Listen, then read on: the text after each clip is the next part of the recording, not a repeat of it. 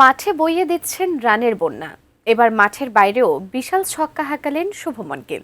মুম্বাইয়ের অভিজাত এলাকায় কোটি টাকা খরচ করে কিনেছেন এক রাজকীয় ঠিকানা, কিন্তু বিশাল অঙ্কের এই ফ্ল্যাট কিনলেও এখনই সেখানে পা রাখতে পারছেন না ভারতীয় তারকা ক্রিকেটার। কেন তাকে অপেক্ষায় থাকতে হচ্ছে, বিস্তারিত জানাচ্ছেন বদিউজ্জামান মিলন। আইপিএলের আগে মুম্বাইয়ে ২১ কোটির ফ্ল্যাট কিনলেন শুভমন।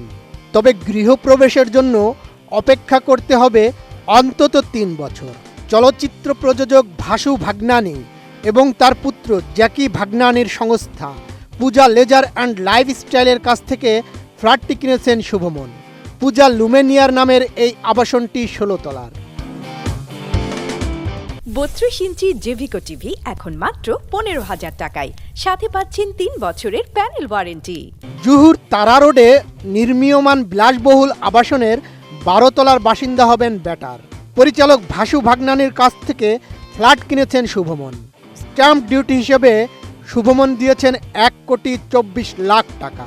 তার নতুন ফ্ল্যাটের প্রতি বর্গফুটের দাম ৬১,৪৪২ টাকা।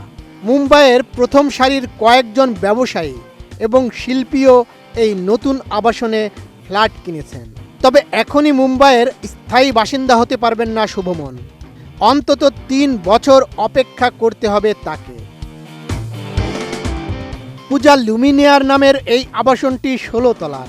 প্রকল্পের কাজ শেষ হওয়ার কথা ২০২৯ সালে। ২০২৪ সালের ডিসেম্বরে শুরু হয়েছে নির্মাণ কাজ।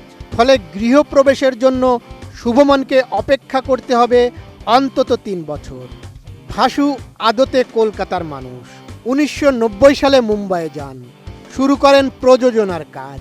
তার প্রযোজিত কয়েকটি সিনেমা ভালো ব্যবসা করার পর নির্মাণ ব্যবসায় বিনিয়োগ করতে শুরু করেন। মুম্বাইয়ের বিভিন্ন জায়গায় তার সংস্থার তৈরি বিলাসবহুল আবাসন রয়েছে।